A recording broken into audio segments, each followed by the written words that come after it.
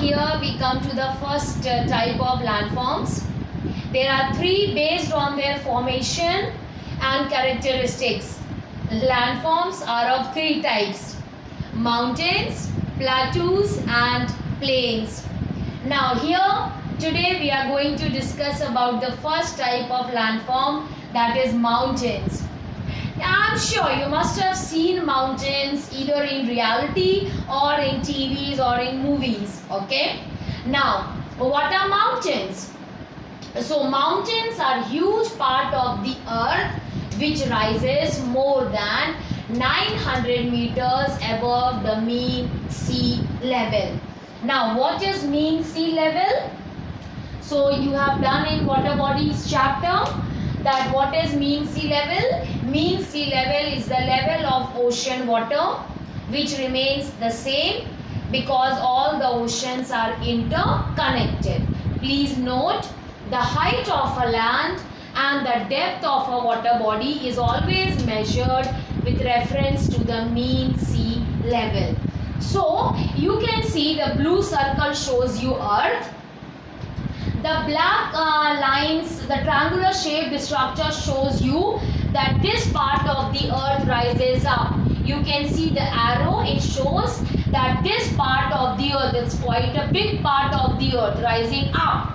And what is the height? It shows you 900 meters. So this triangular shaped structure on the earth's surface is known as a mountain. Again I am repeating, what are mountains? Mountains are huge part of the earth which is, see, it is very big part of the earth which is rising more than 900 meters above the mean sea level. So this black colored area is called a mountain. Please note, they are the highest landform on the earth. Please note, mountains are the highest landforms on the earth. Mountains based on their formation, mountains on the basis of their origin. Origin means formation. They are classified into three types: fold mountains, block mountains, and third is your volcanic mountains. Mountains are formed by folding of the rocks, by faulting of the earth's crust, and by deformation. Okay, so mountains are formed in three ways: by folding, by faulting and by deformation. Now we will discuss each mountain one by one. Pause. Now that based on the origin or formation of mountains, they are divided into three types: fold mountains, block mountains and volcanic mountains. Now I am here with the first type, fold mountains. Now what are fold mountains? So I'm just going to show you the steps. First is the definition. Fold mountains are the mountains which are formed by the folding of the rocks. Rock strata, layers of the rocks, due to horizontal compressional forces. Please note two things. The rock layers are deposited on the earth, they are present on the earth, and these rocks are pushed by the horizontal compressional forces. I would like to show this with the help of the diagram. You can see this is your earth's surface. In the black arrows shows you river. This depression, this low-lying area shows you sea. The rivers, when they are flowing from mountainous area, from higher areas into the sea, they bring lots of sediments by erosion. So they bring lots of sediments, and these sediments are deposited in the sea. As you can see, the black dots shows you the deposition of sediments in the sea. Okay, now because of this, what happens? Now, the sediments which are, this is the third diagram. the sediments, you just saw the black dots. So when the sediments are deposited one on the top of other, they form layers. The lower layer becomes very hard, and that in this way many layers of rocks are formed. This is known as rock strata. Strata means layers. These black lines shows you horizontal compressional forces. Compress means, in simple language, it means push. Okay, it means push. So these horizontal, you can see they are horizontal forces. So the black lines on both the sides shows you horizontal compressional forces. Compressional means push. These forces are pushing. They push the rocks from both the sides. Okay, they push the rock from both the sides. When the rock is pushed from both the sides, what happens? The center part of the rock rises, as you can see here. This part of the earth's surface rises up because the forces act from two opposite directions towards one common plane. So force is coming from here, force is coming from there. They are pushing. So these forces are pushing the earth. They are pushing the earth. So this part of the earth rises up. And when this part of the earth rises up, it forms a fold mountain because the height of the land rises up. So fold mountains are having many arches and troughs. Fold mountains have wave-like bends. If you have been to a coastal areas, you must have seen waves. So fold mountains looks like waves. They are having arches and they are having troughs. The high areas, the higher part of the mountain is called arch, and the deeper, the valley area of the mountain, this is known as trough. So you can say a fold mountain has many arches and troughs.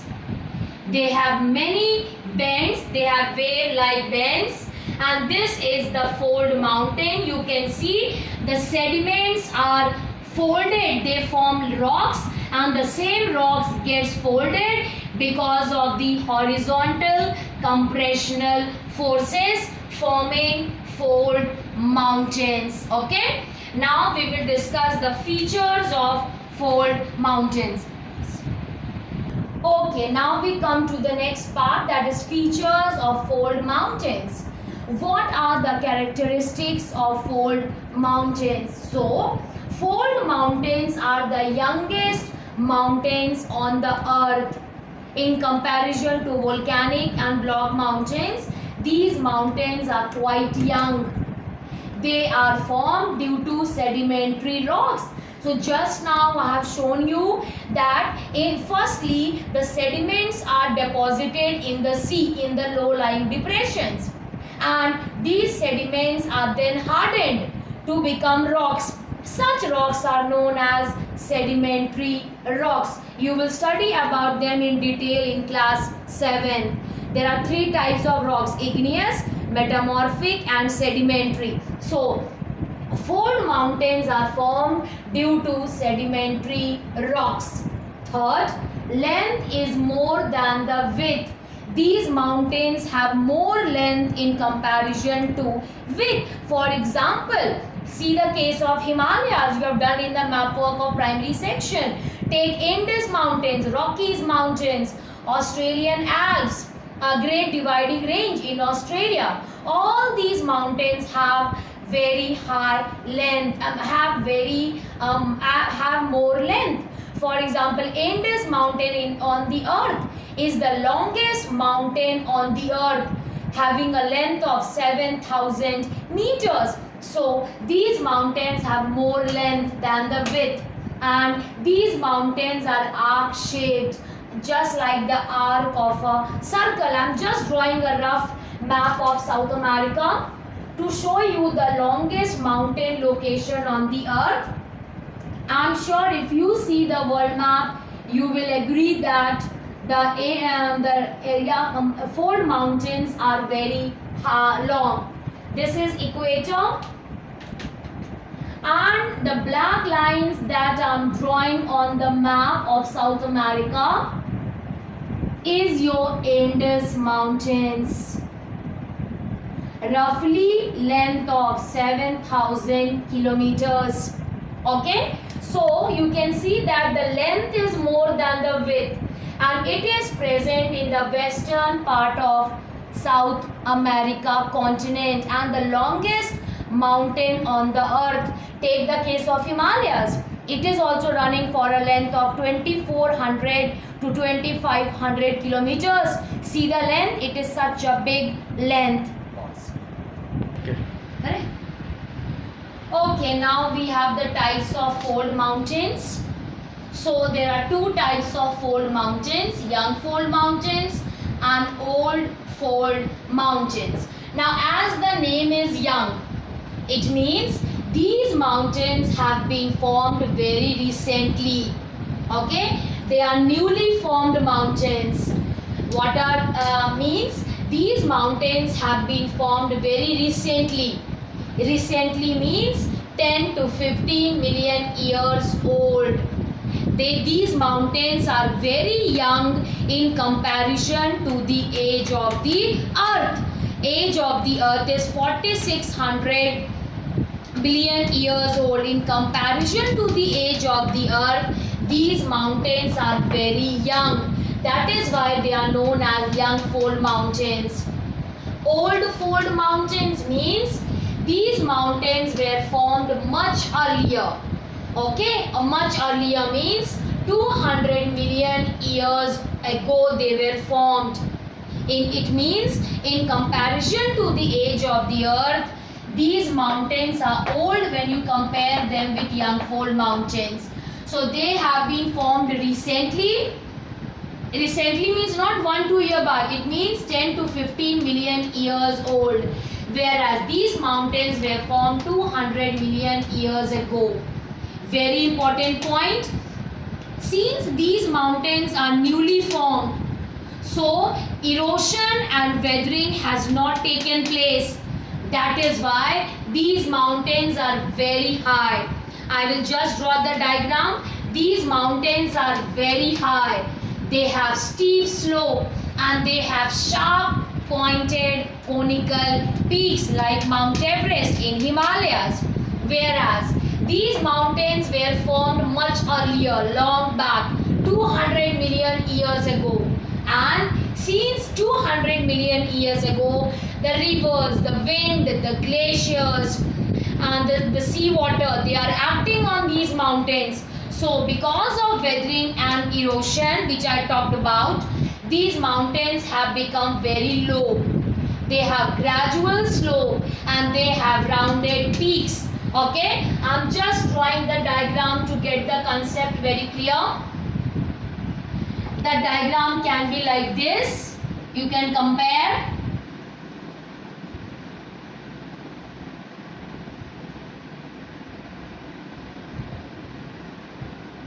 See, you can see yourself. They are higher, they are lower. They are higher, they are lower. They have steep slope, sharp rise and fall in the mountain. And here the height is increasing very slowly.